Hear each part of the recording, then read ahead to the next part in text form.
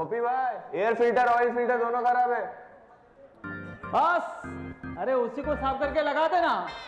बाकी बप्पी की गारंटी है। क्या है ना, कुछ ऊपर नीचे होता है, बप्पी बैठा है, ले आना। चलनी 4 चक्के पे ही है। बाकी शोरूम जाते तो क्या मिलता, वही OEM ऑथोराइज्ड डीलरशिप की सर्विस गारंटी। मतलब पप्पी यहाँ बैठा है और वो वहां शेड्यूल सर्विस और 100+ चेक पॉइंट की गारंटी दे रहे हैं। बताओ ये कोई बात है? चाहे सर्विस हो या जेन्युइन स्पेयर पार्ट्स, गाड़ी की हर जरूरत के लिए भरोसा और सही डील चाहिए तो OEM ऑथोराइज्ड डीलरशिप पे जाइए। Dealership for good.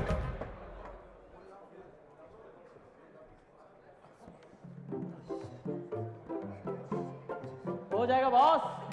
इंश्योरेंस ही तो है। पहले ये इंश्योरेंस के लिए ऑनलाइन भटक के आया, फिर बप्पी ने चाचा के दोस्त के कजिन के मामा के पड़ोसी के कुत्ते के डॉक्टर के मुंह बोले भैया से इंश्योरेंस कराई। और OEM ऑथोराइज्ड डीलरशिप से मिलता क्या है?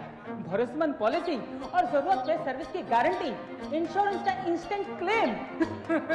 ये भी कोई जुगाड़ है? नया इंश्योरेंस हो या रिन्यूअल, सही कवरेज और भरोसा चाहिए तो OEM ऑथोराइज्ड डीलरशिप पे जाइए। Dealership for good. All right, it's going to be a power-packed panel in front of you to discuss the strengths and opportunities of Dealer Satisfaction Study 2025. Let me begin by inviting on stage Mr. Anil Shekhar, Head Salesforce Excellence Commercial Vehicles, Tata Motors Limited. Sir, can I please invite you on stage? I will call out the names of all the panelists one by one. Request you to please join us here and take your seats. You can refer to the nameplates which are there along with all the seats. Joining Mr. Anil Shekhar would be Mr. Ashutosh Verma, Chief Business Officer, Hero Motocorp. Welcome, sir. Please take your seats and join us on the stage. Next, I'd like to call on stage Mr. Jyoti Malhotra, Managing Director, Volvo Car India. Welcome, sir. Mr. Nalinikant Golagunta, CEO, Automotive Division, M&M Limited. Welcome, sir. Mr. Sanjeev Kumar, President and Head of Medium and Heavy Commercial Vehicles, Ashok Leyland. Can I please request you to join us on stage, sir? Next, I'd like to invite Mr. Tarun Garg, Whole-Time Director and Chief Operating Officer, Sales, Marketing, Service and Product Strategy, Hyundai Motor India Limited.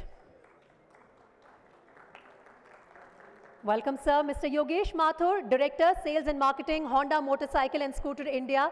Can we have you with us on the stage? Welcome once again. And Mr. Bharat Kumar Chodia, Executive Committee Member and Director, Kivraj Automobiles Private Limited, will also be our panelist for this discussion. This session will be moderated by Mr. Homad Sorabji, Editor, Autocar India. Can I please request you, sir, to join us here?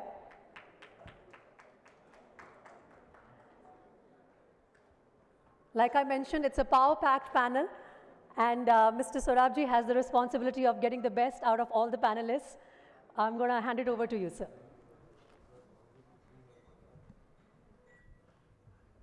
Thank you.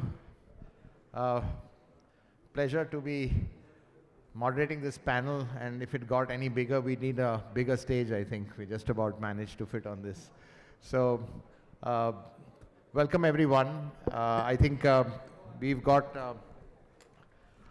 a lot of panelists here, so we've got a lot of ground to cover in just about 1 hour, so that's going to be the challenge. So, but I think we've got a lot of topics to cover, and I think, you know, just to kick off, wanted to start off with the high inventory challenges which industries are facing, maybe not so much on the CV side, but 60+ days, you know, and even 75, 120 days, so there's a lot of dead stock and cash flow issues. So just to kick this off, I'd like to start with the big OEMs. Tarunji, I'd like to start off with you. You know, basically how are OEMs addressing inventory imbalances, you know, and what technologies or even financial instruments, can further help dealers reduce dead stock? Thank you and good evening, everyone. I think I have been in the industry now for 32 years, and I believe this question has been raised every year in every dealer conference or the FADA summit as well. I think inventory is like a necessary evil. We all grew up reading about friction being a necessary evil. I think inventory is also like a necessary evil. Without inventory, you cannot sell. Without sales, you cannot make any profit. Without inventory, you cannot have any dealer satisfaction. We all know that last 1.5 years has been quite challenging because of various geopolitical situation, and I agree that to some extent because of the pressures and because suddenly it happened, because last 3 years, 2021, 22, 23, huge growth was happening. People were complaining of less inventory. In fact, I think dealers were going to the regional offices and asking for more targets for a change. No, please give me vehicles. Everything is on waiting. Why you cannot forecast? And suddenly I believe July 24, things started to soften up, of course, because of, like I said, various factors. But I think this question again, next year when we meet, I'm sure again is going to be, sir, please give me more cars. So I think this question probably will lose relevance come 22nd September, the GST rates kick in. But okay, that apart, I believe a lot of things need to change. And to begin with, forecasting is very, very important. And I would like to ask, so many dealer principals are sitting here, that how many of you actually get involved in ordering vehicles? You yourself. I know you are so interested in your profits, you are so interested in qualifying for all the KPIs, dealer incentive trips, but when it is about forecasting that which cars you want, how many of you want to really put your mind to it? Because it looks so complicated, and because you feel, oh, you have done it well, I'm sure you have done it well, etc., but you don't want to see it. So that is where the problem is. That is where the problem is. Because it is money at stake, and it is my sincere request, irrespective of the market situation, you need to get into forecasting. Let me tell you, I joined the auto industry in 1994. It was logistics operations, and forecasting was a very important part of my job. That was probably 80%. Today, after becoming the chief operating officer for mass, let me tell you, I still get involved in all the kit ordering, all the production planning, variant by variant, color by color, because I know this is most important. But this is not glamorous. There is no foreign trip, there is no meeting the CEOs, there is no nothing, but this is the most important. So it's so easy to say that manufacturers should stop, etc., but I think everybody has to get involved. The second thing I like to mention here is, with Vahan coming in, I think all of us now at least know that the real self, the real thing in the system. I think this is also very good, and a lot of improvement has happened. I believe with Telangana also joining in, I've been told by January, probably next year all OEMs would want to really shift to Vahan, which will again solve that problem.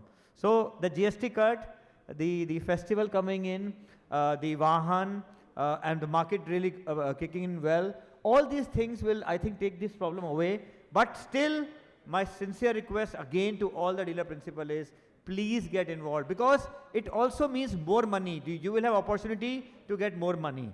On the aging and all, I cannot comment on many companies, but I can tell you this is a very, very serious, we take it very seriously, and every month we will have a scheme where aging stock we contribute to get it out of the system, whether it is cars, whether it is spare parts. To that extent, I think we are very sensitive, whether it's our aging stock or whether it is dealer aging stock. We as manufacturers are always very, very keen to support. So I don't think that's an issue. At least every OEM is a top priority for us. No, thanks, Tarun, for kicking off. Yeah, Anil, go ahead. Okay. So as rightly said, the inventory cost, interest cost is one of the major element in dealer profitability. We have been very closely monitoring.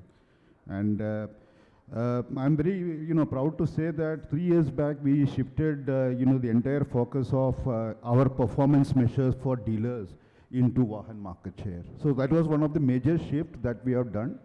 We are now focusing on Vahan market share. All the incentives for the dealers are, linked to the Vahan market share. So that put, some kind of control on this thing, the OEM pushing this vehicle to dealers, and industry per se is now, using lot of technology-driven tools to control the, manage the inventory far better. For example, what we are doing is that we have implemented a system called Anaplan, where the dealers participate based on the pipeline, in terms of the in terms of the pipeline that they have, and then give a forecast, and we use exactly those for our production management. And then we have a very strict inventory management. Commercial vehicle, I'm talking about trucks and buses and small commercial vehicles, and 15 days for trucks. Those kind of things are very, and then we monitor it in a very constructive way, and the inventory level for CV on trucks and are very much under control. Right. I'd like to jump to Nal, because just taking off from Tarun said, is that planning, forecasting, super important. With the increase in variants, sometimes a lot of OEMs get it wrong. They build the variant which isn't selling, then get stuck with the stock of that. I mean, how much of a challenge is forecasting, and how much of a key role does it play even in inventory management? I know it does, but I think just forecasting the right mix is, I think, super critical now. Yeah, no, absolutely. So actually, in this forum, I talked about this last year. I talked about kickstarting a digitization effort at that point in time. And the primary objective, Hormuz, was exactly that, to get to a level of granularity on forecasting, which takes into consideration the very highly dynamic market conditions on an ongoing basis, right? And that actually has taken on full effect starting from January this year. All my dealers now on a monthly basis actually put down to the last level of granularity what their requirement is on a monthly basis at the beginning of the previous month. So if I'm in Jan, you put requirement for Feb, March, April to that extent, and then we take that through the month and we see what we can do, and we actually give them data on what their previous month's trends look like, and they are able to use that to put the right number. Now, of course, it's an early part of the journey to that extent, but we are hoping as we do this, we are starting to see some correlation to what is the momentum on the ground, which variants are selling, and we're able to take decisions in terms of what do we supply to them, rather than blindly throw something into the market as well, right? So early days, but we are very hopeful that that digitization journey can be quite helpful. Yeah, thanks, Nal. Jyoti, I'd like to turn to you. Top end of the market, luxury market, volumes are much smaller, but at the same time, for your business, obviously kits coming from, internationally, long lead times, more important. So again, forecasting even more critical in a sense, and just your thoughts on inventories as well as a result of this. Yeah, I think you're absolutely right. While I think at a top level, I think it looks very similar, but I think what Tarunji said, I think forecasting becomes very, very important, and in our case, lead time is much higher, because we do assembly here in India. We have to order kits, then kits land here, then we have to assemble and we sell. So by the time they land, market is so dynamic, things can really change. Hence, I think forecasting becomes very, very critical. And I think one of the key things what we have done, and I think what can make a difference, especially for our industry where I think the volumes are smaller, or for each dealer also the number of cars they sell every month is quite low. So one of the thing is that what we have done is, I think, keep the variants low. If we have, let's say, for one model, 3 variants and then 10 colors, so it becomes like a variation of 30. So can we cut it down? So we have tried to do that. That helps. At least dealer can keep one model of one color or 2 colors, then I think that sort of takes care of it. But I can tell you one very interesting thing beyond cars, I think where we generally get lost is the inventory of spare parts, right? I think that is equally critical. And again, I think as Tarunji said, I think while I'm sure many of you would still be looking into forecasts of the cars, but when it comes to inventory, I think most of us, I think especially coming to dealers, I think don't even look at it. What we have done, we have brought in a sort of algorithm, what we call as VMI, Volvo Managed Inventory. What it does is that, because there the number of SKUs are more, the churning is much higher, so we can do some predictability and using algorithms. So there, instead of placing an order by dealer, we generate an order for the dealer with a guarantee that if that part is not sold within 1 year, we'll take it back. So it sort of, that system picks up any item, what has been the consumption pattern, seasonality, and the minimum order level. All these things together, it throws up a number and it converts into an order. Dealer has to just place an order. So I think small little things which can make a difference, but I think again the starting point has to be from a dealer principle, the ownership is important. Without them, because they are ultimately, dealers are customer facing. They know the pulse, they know what is going around. And I think if the right things come back, we can then use technology and forecasts and these sort of algorithms to make them work. But I think ownership has to be, I think as a partnership, both of us has to work and make it work. Right, thanks, Jyoti. Yeah, clearly, I think from your point of view, the lead time is super important, though the volumes are small, and keeping a kind of a less variability, which is, or less variance is one key. But I think at the same time, then the customer doesn't get too many options as well. But I guess that's, I think, what has to be done. Just going to the right to the other end of the spectrum, which is the two-wheelers. I think Ashutosh, again, you know, inventories, I think, more of a challenge and the build-up of them. So just efficient ways of managing it, your thoughts. Sure, Hamas, thank you very much. First of all, FADA, thank you very much for inviting me here. I've said this before, every time we come here, it's kind of a good omen. The festive turns out well, so we are hoping that the festival again will be rocking this year as well. And of course, there are so many other good things that are happening. On the inventory part, I think a lot has been covered, so I'm not sure how much more I can add. Inventory, of course, as Tarunji said, is a necessary evil. Functional of a lot of things. It's a function of the range that you sell. So if, of course, if you have a larger range, more number of SKUs, of course, there has to be a right balance for it. It's a function of the forecasting. Most often, that's where we go wrong, and that's where we need to correct. I believe that, I mean, forecasting left to multiple people to forecast very accurately will have its own sense of variability. There will be challenges, right? So I guess in this age and time, there is a need to bring in a lot more systems which can forecast retail a little more accurately. And of course, that goes back to the point that most of the panelists were making, that all of us, especially at the OEM side, will have to make a concentrated effort to move from a wholesale-based environment to a retail-based environment. I've said this to FADA before, CS, we have said this before, that FADA releases the Vahan data on 6th of the month. They should be releasing on the 1st of the month. By that time, I guess most of the wholesale numbers are already out, and more often than not, that becomes a metric of measurement. But increasingly, I guess OEMs are taking that call, moving towards Vahan. But then I think the important point is that, I mean, just to pick up the point on spare parts, we are, at least at our company, we're working towards forecasting there are 30,000 SKUs, so forecasting retail at that level, and of course developing a replenishment-based model is something that's ideally the way forward. Easier said than done. The problem is data, the data that you manage in your system. We have tried to implement that in our place, and we see that it only works for around 15 to 20% of the dealers. Doesn't work out for most of them, because the inventory data, especially at parts level that's there in the system, is more often needs to be improved. So it's a joint effort, and I guess both of us will have to work together to improve this more and more. Can be applicable to the vehicle setting as well, at least for the, not so much for the stranger SKUs, but at least for the fast moving, the runner SKUs can happen.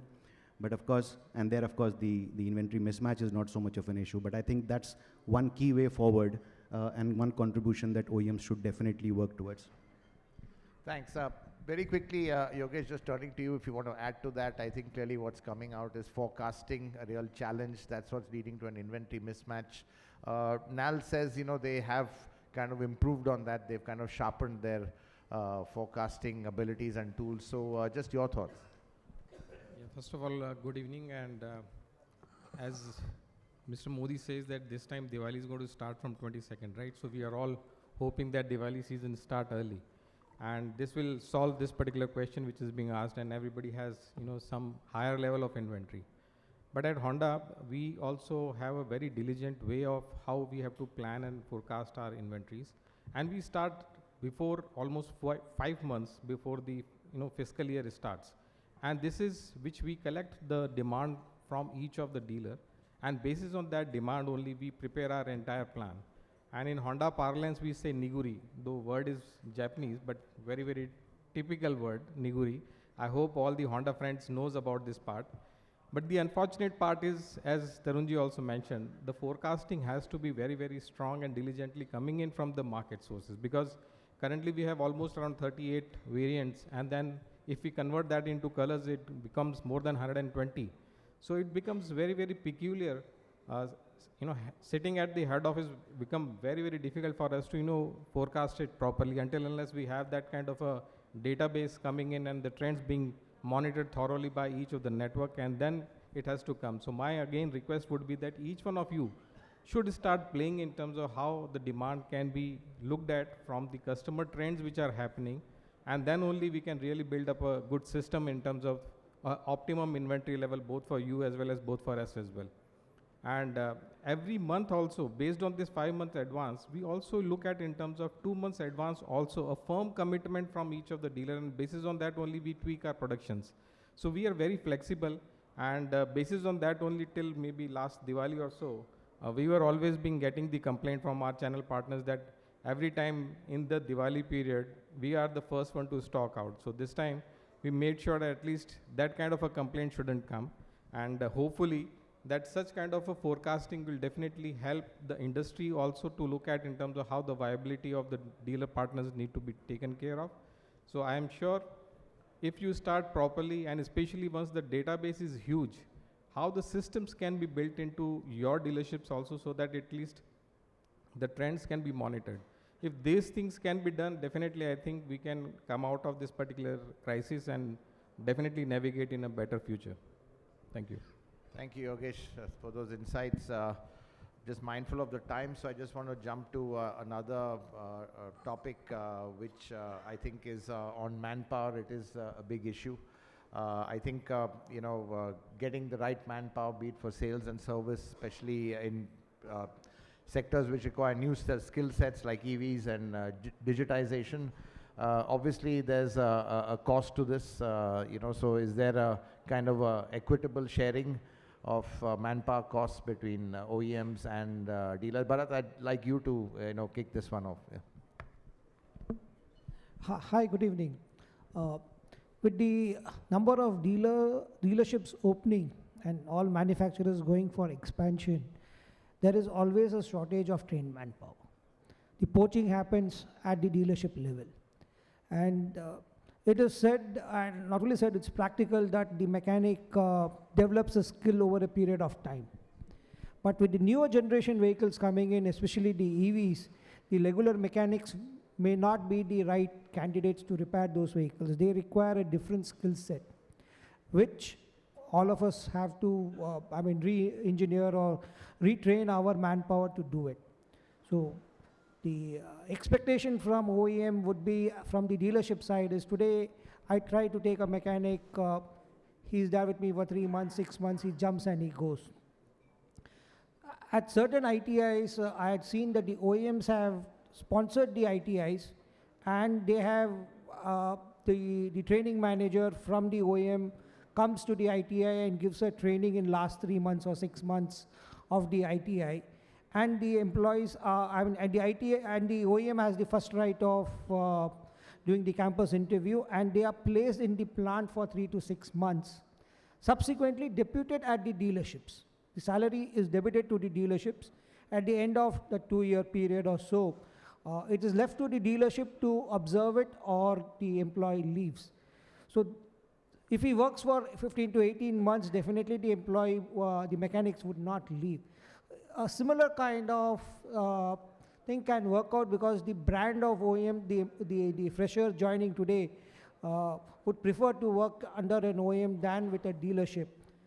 That is one point. And the second point would be is, how do you stop poaching of the manpower from A to B?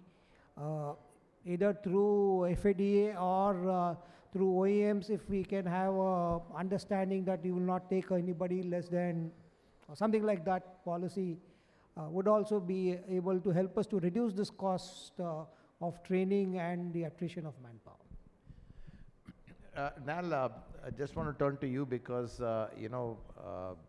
you've launched some very high-end EVs, very complex, lot of technology in it. I mean, even to take delivery, I think customers have to literally be taught a lot of things, requires very specialized, sales support and of course service support. So do you think, especially with electrification and SDVs and so much tech in it, that really the skill sets required of a different order? And also to touch upon, what Bharat said, I don't know if you can have an anti-poaching kind of a policy. I think that's difficult, but just, the cost of this is getting quite, is a concern as well, and getting the right people above everything. No, I think I'll leave the anti-poaching to FADA to decide. I think the leadership is all here. They can take a call on that. I'll leave that aside. To me, the EVs and software-defined vehicles, if you look at it, they've come together, but software-defined is also coming to the ICE side of the world as well. It is a challenge. These are new vehicles, have a totally different way of working, but I also see it as a bit of an opportunity as well. One area of opportunity, and this is a challenge for us as well as for FADA, is to get more diversity into the workshops. EVs and software-defined actually gives us an opportunity to get women to come into the workshops and work. You don't need to do a lot of heavy lifting. A lot of the work is software-based. A lot of the work is EV-based to that extent. So to that end, some of the work we are doing with ITIs is specifically focused on EV training and specifically focused on women to that extent. We are also adopted the Prime Minister's internship program to drive this forward as well. So the way you keep the cost down is increase the supply of resources coming in, and that's really where we are focused on delivering. Poaching happens because there's not enough supply, to what Bharat was mentioning as well. So we are 100% focused on it. We have a Gurukul program we run for that. And also on a yearly basis, on our side, we have a bunch of cluster trainers. We do about 26 days of training on a yearly basis. That's the aim we have as well. So as people come in, because what poaching does is you have new folks coming in. So we give them training so that at any point in time, you have enough folks fully trained as well. But it's an ongoing journey. The only thing I would tell the team is digital is giving us completely new ways of training. Gen AI is something very early days for us, but we're starting to use Gen AI to do training as well for dealership workmen. And we're hoping that will give us an ability to be a lot more effective in training and do it more frequently than what we're doing today. So that's a new area we are focusing on as well. Right.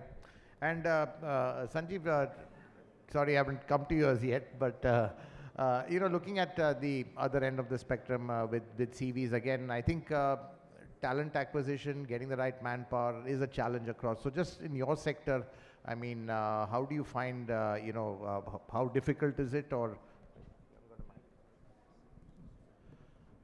Hi, good evening everyone, and I wish you all for your Diwali season. I'm sure this GST cut will bring a lot of cheers. You are right. I think when we talk of auto, larger challenge is how do you retain, how do you train, and how do you motivate them. And right now, I would say that there are so many opportunities available beyond auto also. So it's not only poaching between dealerships, poaching between different OEMs. So good thing about India is option available to these youngsters are so many. So what we are trying to do is we have our factories which create thousands of apprentices. So what we are doing, we are trying to train them. And once they come out of these factories, we are trying to absorb them with our dealership. So these guys are generally trained, and it has started addressing a lot of issues we have. And of course, as others have mentioned, reaching out to ITIs and then creating last 6 months of training program, which suits your curriculum, and then some of them join. But I think larger challenge, which I feel is the aspiration of these guys are not different. You cannot hold them to a dealership, to any other OEM by, paying them what industry standards are. You need to take care of their motivation, and I think that's where channel partners need to work. And I think a lot of dealerships are actually working on that, and it's really helping them also. Right. No, that's interesting you say that, as you said, there's so many options available that it's not just going from one dealer to another. There are completely getting out of the auto industry is also an option. So clearly, I think retaining them is a challenge, and I think at the end of the day, it's the people that either fix your cars or sell your cars. It's not the technology. So I think cannot overestimate the amount of let's say resource needed for the right amount of manpower. But I think there's one topic which I've also been in the thick of, because it's media and more like social media. And this I'd actually like to have a round with all the panelists very quickly, because it is prevalent. It can really shape opinions, rightly or wrongly. There's a lot of noise on social media. It's managing the narrative sometimes, which is very important. And clearly, I think sometimes some OEMs are going overboard to address these concerns, whether that's right or wrong. It's just that I remember, there was one way of looking at it, is that 90% of the customers are right and 10% is the cost of doing business. I don't know whether it still holds valid or not. But Tarun, I'd like to start with you on this, because again, this is something I know that you all track quite closely. So, Harmas, I think there are a couple of things to it. One is, we all know that because of the social media, the virality, and everything becomes so fast, and it's a huge risk. It's a huge risk to the brand, it's a huge risk to the organization. I fully understand and empathize with when dealers say that some OEMs go overboard. But please understand, I think it started with Mahatma Gandhi when he said customer is the king.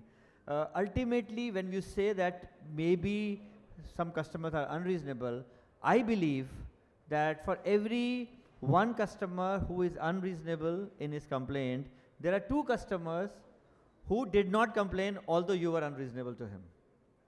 I will repeat. You understand?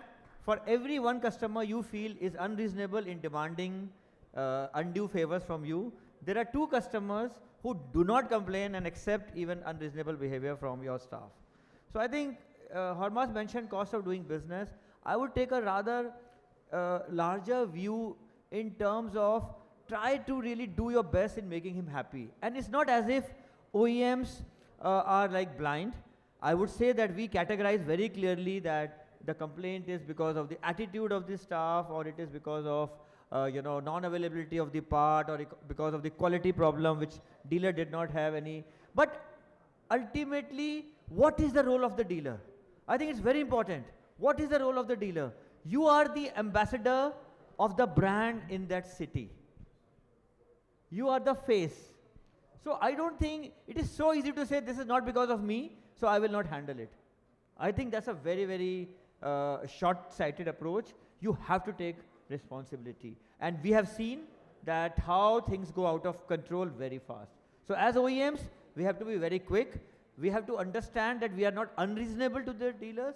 At the same time, my request to all the fraternity is that please take it, whether it is, it's up to you. You take it as cost of doing business. You take it as because it is a part of your KPI. You take it because you don't want to annoy your boss at the OEM. Whatever way it is, but we have to make every effort to make every customer happy. Reasonable or unreasonable is a perspective. It's just a perspective. Every customer who is complaining thinks that he's reasonable, only then he's complaining. So I think we need to have a slightly larger, big-hearted view of this. It's not such a big problem. Definitely not. Right. No, that's a very interesting perspective, Tarun. And Nal, I'd like you to add to this, because I know Mahindra is very, very conscious of social media and the narratives, that come out of it. Again, would you agree with Tarun that generally customer isn't being very unreasonable, and you do get the odd person who kind of wants everything and the moon and a free car if he's got a scratch on his door or something? No, I think Tarun put it very well as well. We should assume noble intent when our customers complain. Assume that there is a problem somewhere, anywhere in the chain. It could be at the dealership, it could be the product, it could be somewhere to that extent. So you got to assume noble intent.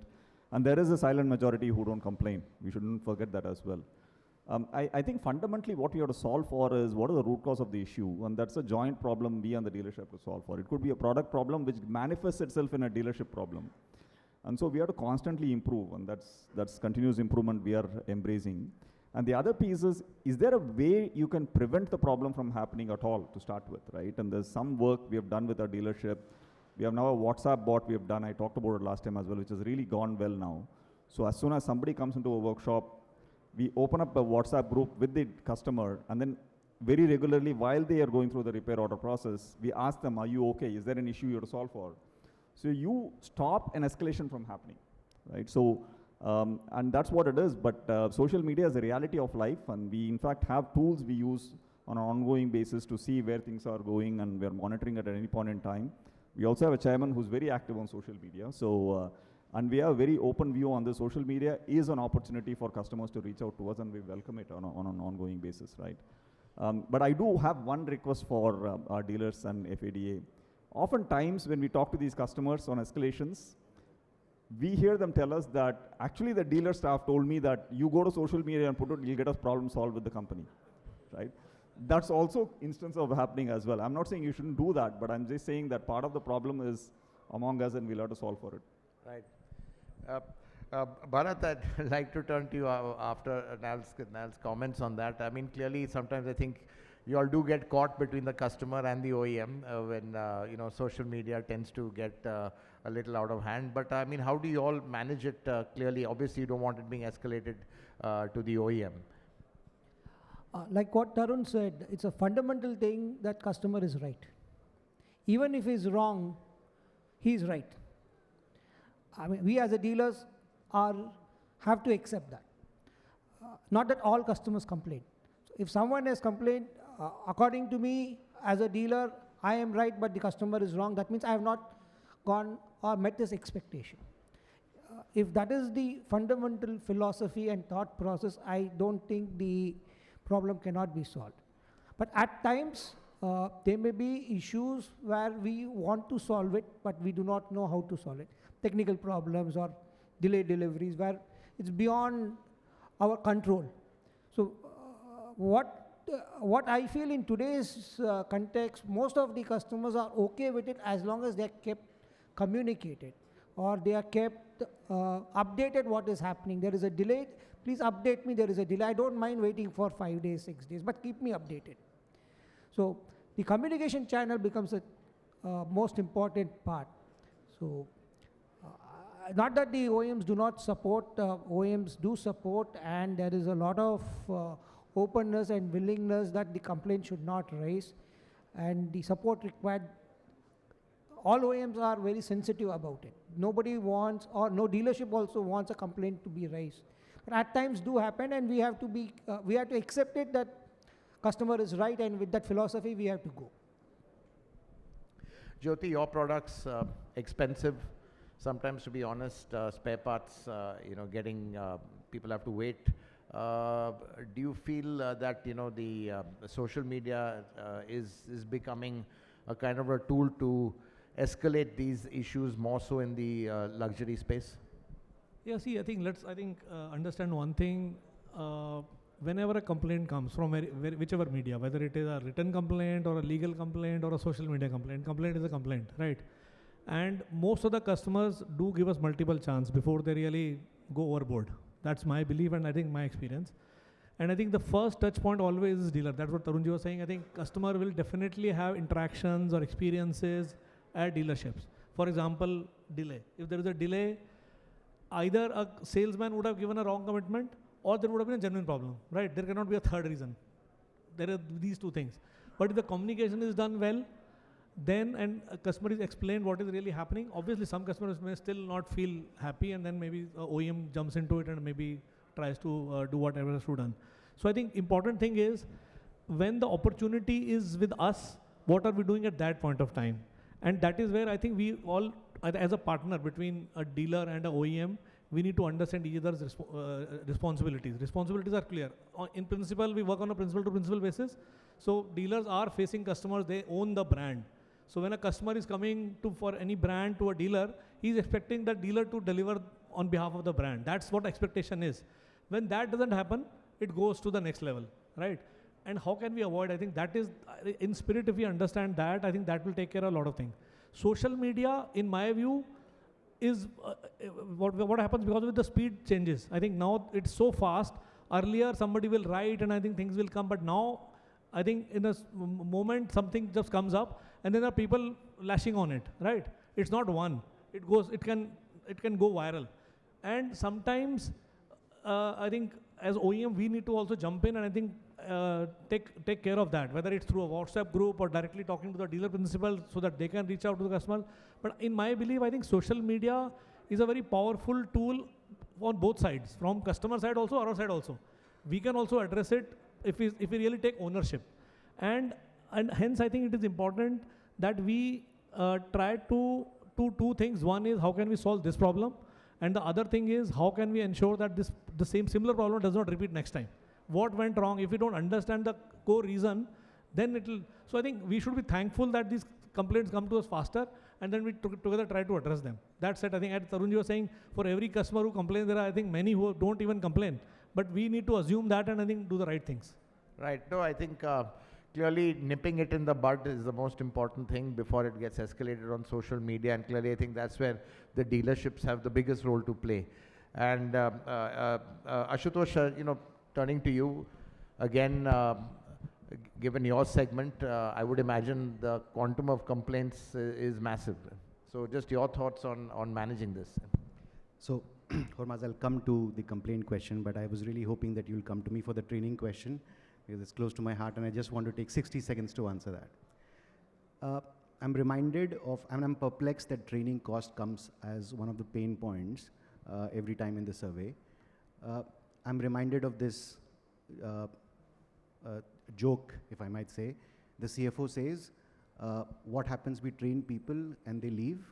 The CEO says, what happens if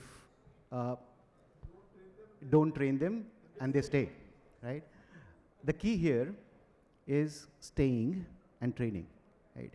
The big problem is not training cost. The big problem is the number of people that are leaving every year, right?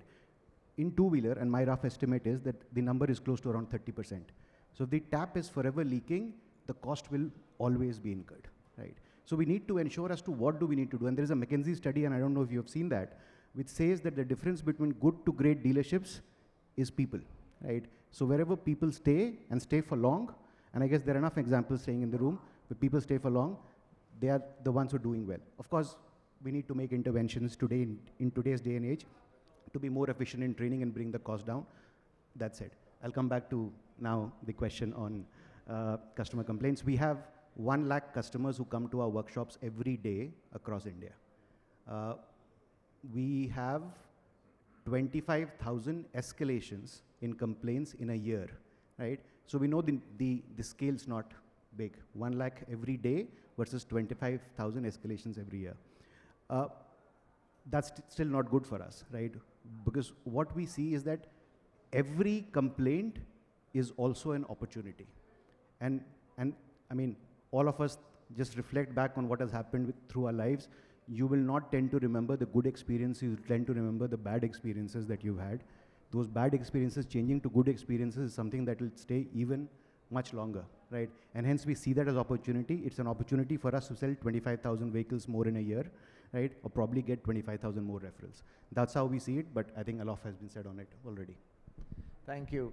Thanks, Ashutosh. Yogesh, again, your thoughts, because looking at the numbers, the amount of walk-ins for service, and of course, as Ashutosh said, the escalations, not that much. Looking at Honda, clearly, I'm sure you all have proper processes for handling these sort of customer complaints. And again, I think the objective would be to nipping it in the bud, which is right down at the dealer level. Yeah, I think all of us has already explained about why customer is important, and customer for us is like a boss. And I'm sure most of you have already done your engineering, and engineering there were 2 golden rules which were being told. So boss is always right, and if you don't agree, follow the rule number 1. That is, boss is always right. And for us, customers are actually boss. And all these complaints which are coming in are basically nothing but the tip of the iceberg. And post-COVID, the world has actually changed. We have seen before coming to the dealership, almost 70 to 80% of the people actually search internet and then they decide in terms of the product, the company as well as the dealer.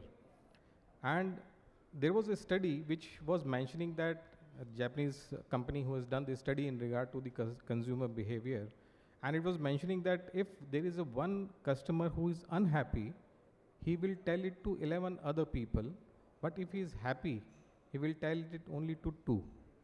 So that is the risk which we have if we do not really take care of the customers, especially coming on the internet and the social media.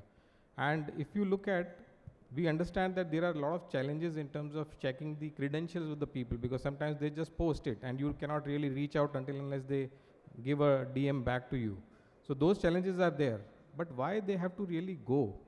We need to really look at the root cause, and the root cause primarily, it is not the product related. The root cause is the behavioral reasons at the dealership. So my request is that please have a training on the front line of the dealerships, because for us also it is almost a lack of the customers coming in daily across all our networks. And we have less than around 10,000 escalation which comes to the OEM. Rest all are being handled by our dealer. And we have a very solid system which we have already placed across all the network, and we are monitoring diligently in terms of making sure that the customers remain happy. So we are following it, but request to each one of you to make sure at least you also get engaged directly wherever the escalations are coming very, very high for you. Thank you. Thanks. And Anil, with CVs, I would imagine impact of social media maybe not as kind of sharp or critical. So just your thoughts. I'm sure it must be there, but I think it's probably different kind of customer. No, in fact, social media is definitely has amplified the customer voice in the today's scenario. And actually, the solution to handling this complaint, customer problem is, in coming in social media is how collaborative way, how we handle it together, rather than, putting entire thing into the dealer to handle. So then, you will try to, manage the entire thing in a collaborative way. So it's a responsibility of the OEM to ensure that there is a proper framework, put it into place, and, how you manage that. So for example, for us in Tata Motors, we have put a, handle in place which constantly monitor the social media platform of both Tata Motors OEM as well as that of our dealers. And, we, within 15 minutes, there has to be a proper acknowledgement of that has been done, and then we have put a target of around 3 days closure. And then, while we have a partnership in terms of, the dealers will be the front line and they will be solving this problem, there will be a complete, monitoring of the progress being done at the OEM level. That kind of a structure will definitely help. Then it will become, social media will become more, rather than a menace, it can be a good platform to build trust with customers. So that is how I look at it. Right. Sanjeev, platform to build trust, I think that's one way of looking at social media, clearly that it works both ways. So I think, just given your sector, I think that's a very critical element of the brand as well. So, just your thoughts on this prevalence of social media now. See, first of all, this is a hard reality and we cannot shy away. Second thing is we expect social activism to grow. And, when it comes to CV, if someone is facing any issue with our truck, it starts impacting his earnings. So what we feel, it's a joint responsibility between channel and OEM, and we cannot say that it's because of product or service. It can be his vehicle going off-road in some of the highway, and then we have to answer him. My sense is every issue which comes up, it gives you an opportunity to kind of correct yourself, find new ways of addressing those complaints.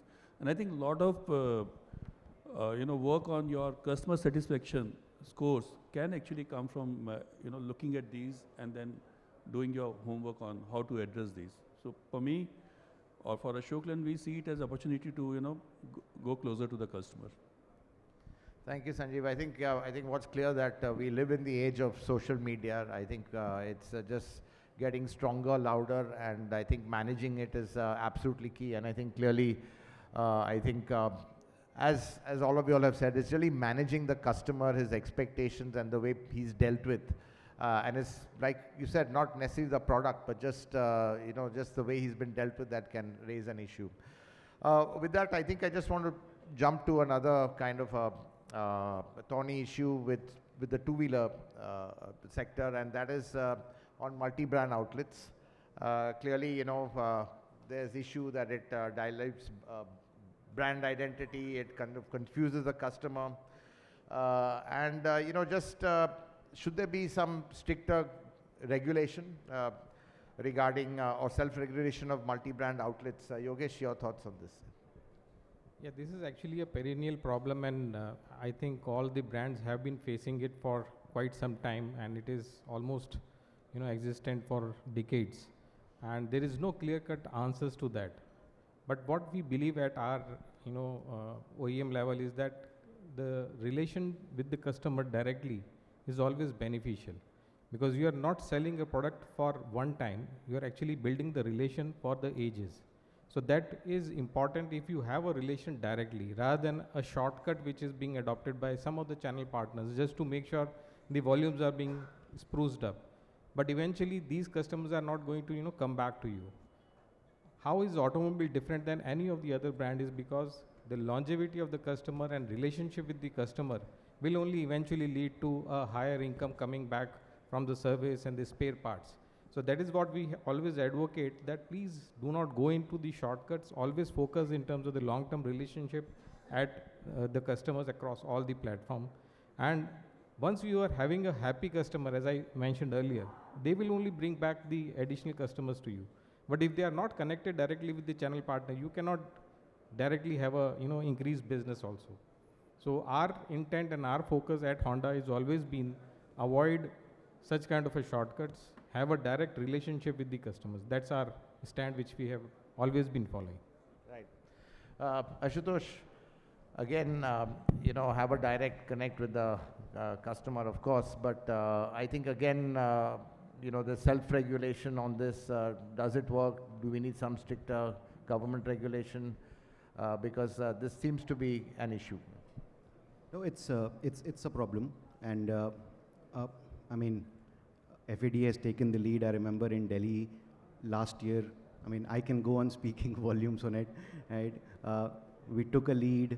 We said we'll raise a hand as the industry leader. We'll stop it. I think the resolve needs to be on both sides.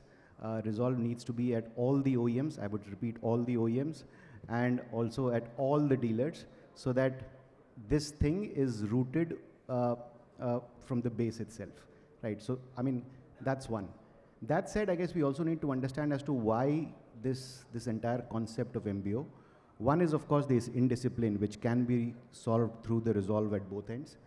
I think the other is reach, which today there are much better ways to do it. I mean, for example, the entire journey that some of the OEMs are covering with all these e-commerce players.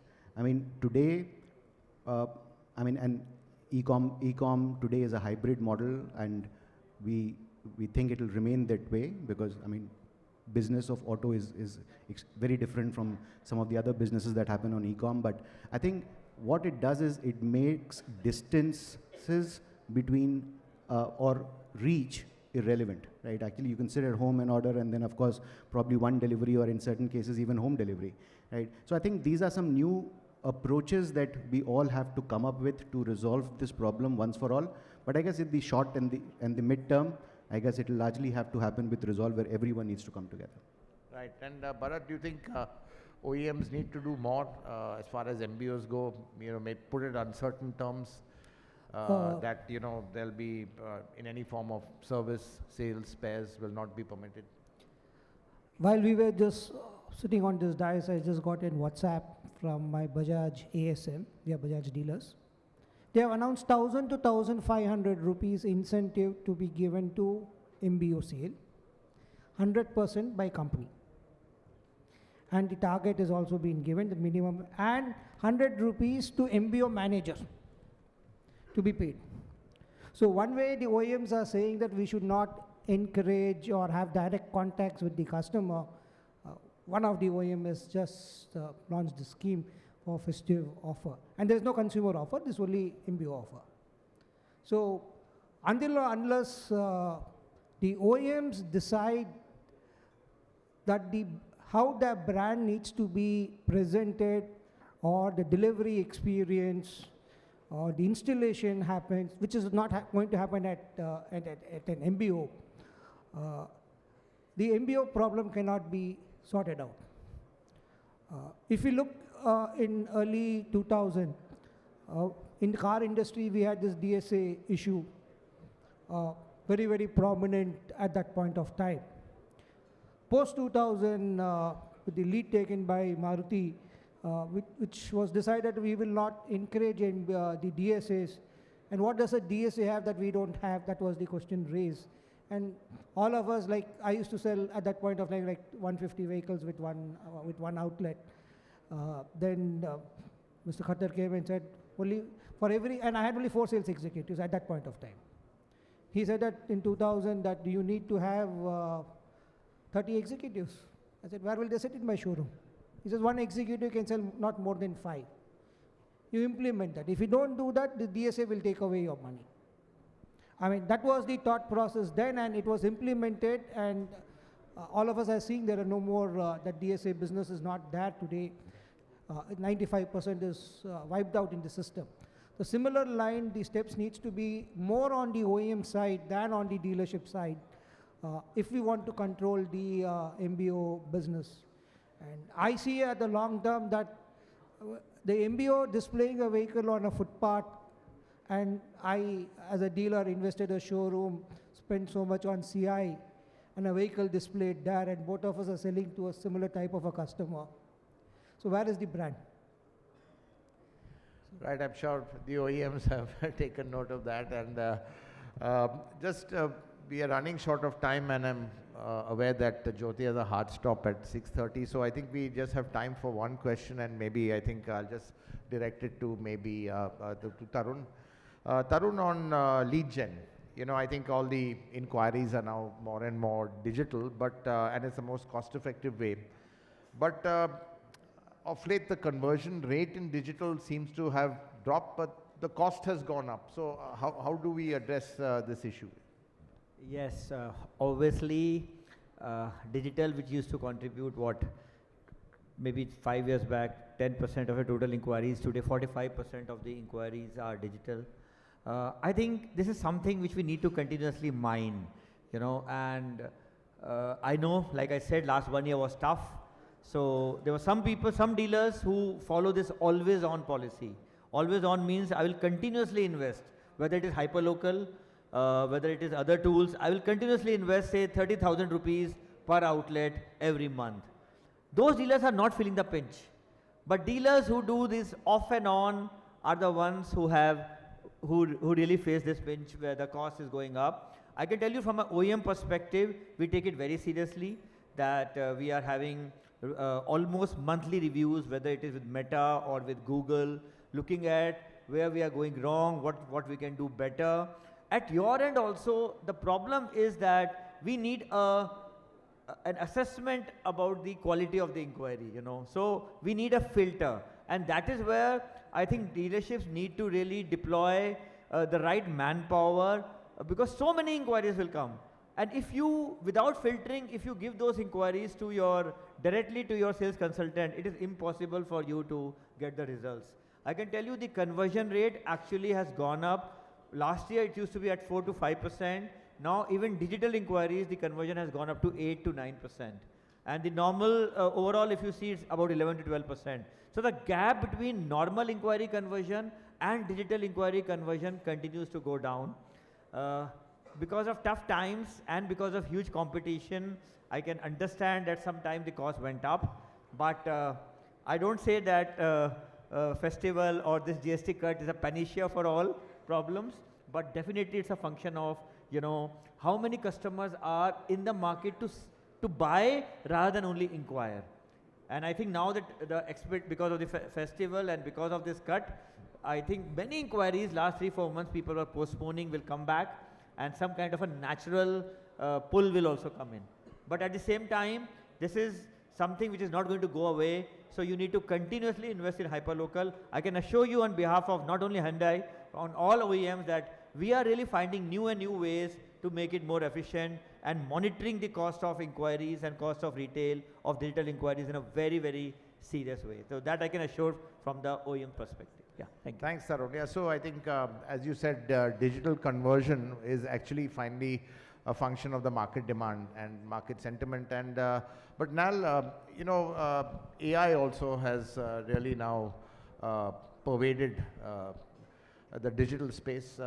What impact is that having? And clearly, again, you know, the challenge of really conversions, which seem to have dropped, and digital really is actually the most scalable way of getting customers.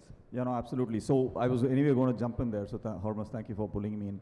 So one of the things which Tarun talked about, which is the filtration process of your leads, and not just from your end, from our end as well, agentic AI can really help, right? And we have now started to do agentic AI. Effectively, agentic AI is a fancy word. What it does is, instead of having a human agent who's going to make the leads, qualify the leads, you have an agentic AI do that for you, right? We have started to deploy it now, and it's helping us at least clean out the cold leads versus warm leads versus hot leads before it gets to a human being to do that as well. So, and honestly, in general, if I were to make a pitch, please get used to Gen AI, get used to agentic AI. That's the way your customers are consuming content now. Search engines are being replaced by ChatGPT and other AI chat. So, and agentic AI is a way to go on this. So I'm making a strong pitch. We are adopting it. It's been about, what, 6 months since we have seen it. We are already starting to see some good results. That will improve the quality of the leads and eventually take the cost down for your leads as well. So that's the pitch I would make. Right. And Jyoti, you know, in your space, clearly again, lead generation super important, and clearly it's more the quality, I think, than the quantity, and I think that's really what you all strive for. So again, you know, how do you see again AI having an impact on this? Yeah, I think first of all, digital is going to play a very important, always plays a very important role for us. As you rightly said, we have to target the right customer, because you know, if you look at the overall car industry, the whole luxury put together is like 1% of the total. So you have to be very, very sharp. Digital can give you that sharpness, because you can choose which customer to go after, and I think how to profile and which channel to use, and we continue to sort of monitor that. And AI within that, as Nal said, I think is something which can add further analytical power. Because, for example, Nal spoke about classifying leads into a hot or a warm or a cold. Today, effectively, or for so many years, this has been done at dealership. It's a very subjective thing. Same customer lands at executive A, can qualify this person as a, or this lead as a hot, or somebody can say it's cold, depending on how it goes. So AI has that power to really understand that customer from various sources, including his, let's say, digital behavior, and then throw out numbers saying, okay, this is the customer, and then we can see, how many test days are being given to customers who are hot versus those who are cold. And that's where the quality comes in. And digital and AI together are, I think, a game changer, which I think we are all learning that. But it's going to be very, very powerful, and I think all of us need to get ready to ensure that we leverage the power of AI beyond digitalization. Right, and Bharat, I'll end with you with the last question, is that again, you've heard the OEM speak again from your point of view, really getting that quality of lead, I think, because that's what will eventually lead to the conversions. I think this whole AI bit is very exciting, and I think that can be a game changer, as Jyoti said. Just to add to the point what Mr. Tarun has been saying about hyperlocal, in most of the cases, the hyperlocal is controlled by the manufacturer. So, and all the metro cities or the multiple dealers are there. So what you'll say, the multiple inquiry visits are very high than what it was. So we dealers tend to fight with each other with the blessings of OEM to make Meta and Google rich, is what I would say on hyperlocal. That's a reality. So how to control it? It's a vast market, so we can't justify it. Secondly, is that the inquiries what come in on digital, as the logic is the customer is sitting on the front of his laptop or a mobile and searching. At that point of time, he likes it, he presses the button. if there is no response within 20 minutes or 30 minutes, I mean 30 minutes also too high is what I would say, he will go next in the line, whatever is on the screen. According to me, the life of a digital inquiry is at 20 minutes. If we capture it in 20 minutes, fine. If not, it is gone. You will have to spend more to win him. So the digital is the future. 45% inquiries are there, and days to come, it's only going to increase. I don't think it will decrease. So we all have to be digitally ready, and AI is the future. If we don't jump into it, we are out. That's a reality. We need to accept it. Thanks, Bharat, and I'll end this session on that. And as you said, digital is the future, be it in the cars, be it at the dealerships. I think we are being transformed with AI. All of us are consuming it at a rapid rate. It can be quite daunting for a lot of people, but I think eventually it is a tool that can be phenomenally effective as well. And clearly, I think we've got exciting days ahead. September 22nd, I think all of us are looking forward to that. But thanks to all the panelists, really, for your thoughts, insights, and a very enriching conversation. And thank you to the audience as well. Thank you. Thank you so much, Mr. Surabji, for wonderfully conducting that session. Thank you, gentlemen, for your expert inputs. I'm going to take a few more minutes of your time as I request all the office bearers of FADA, Mr. C.S. Vigneshwar, Mr. Sai Giridhar, Mr. Amar Jatin Sheth, Mr. Pradeep Agarwal, and the CEO, Mr. Sahesh Damani, to also join our panelists, because we are moving towards the unveiling of the Auto Car Professional Industry Yearbook. So if I can have all the FADA office bearers along with the CEO with us and our panelists, we will be passing on the Auto Car Professional Industry Yearbook to all of you, and together you can do the unveiling.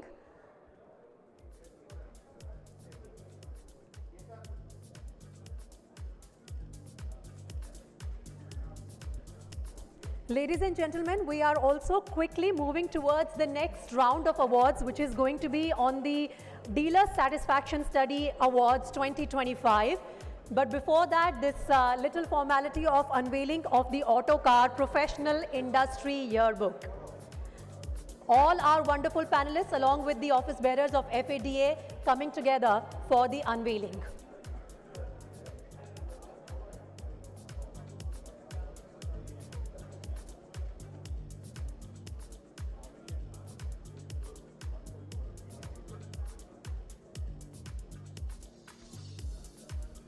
Can we please have a round of applause for the unveiling of the Auto Car Professional Industry Yearbook 2025.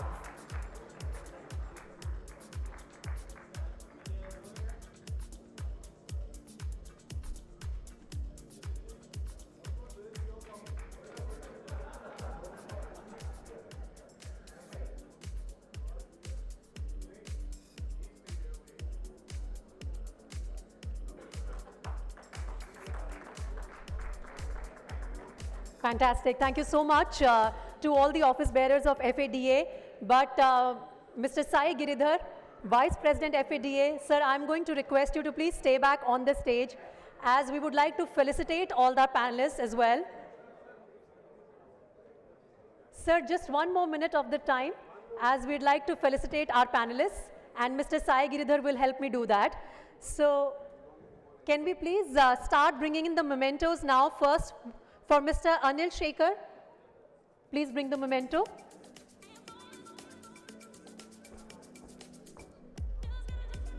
Sir, for Mr. Anil Shekhar. Thank you so much, sir, for sharing your expertise with us on a very important topic, dealer satisfaction study, strengths and opportunities. Next, we'll get the award for Mr. Ashutosh Verma. Please give the memento.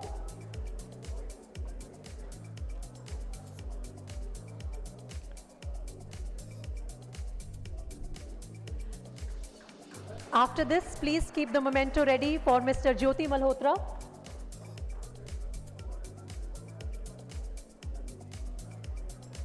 For Mr. Jyoti Malhotra, please.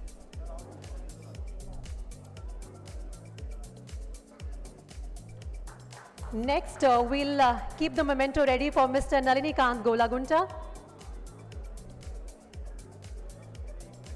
Thank you so much, sir. Next, for Mr. Sanjeev Kumar, please.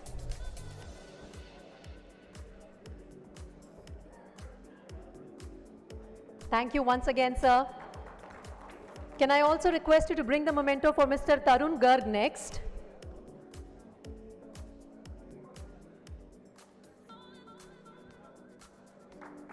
Thank you, sir. Next, we'll felicitate Mr. Yogesh Mathur.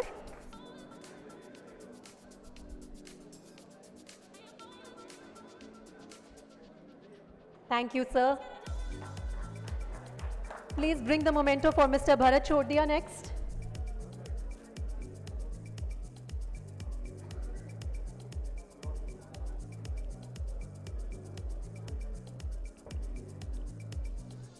Thank you, sir.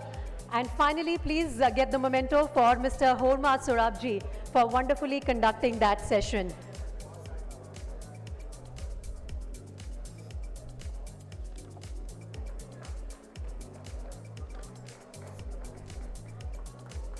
Thank you so much, gentlemen, for a wonderful session, and also special mention for keeping it on time. A quick group photograph for all of you, for our panelists. A group photograph, please.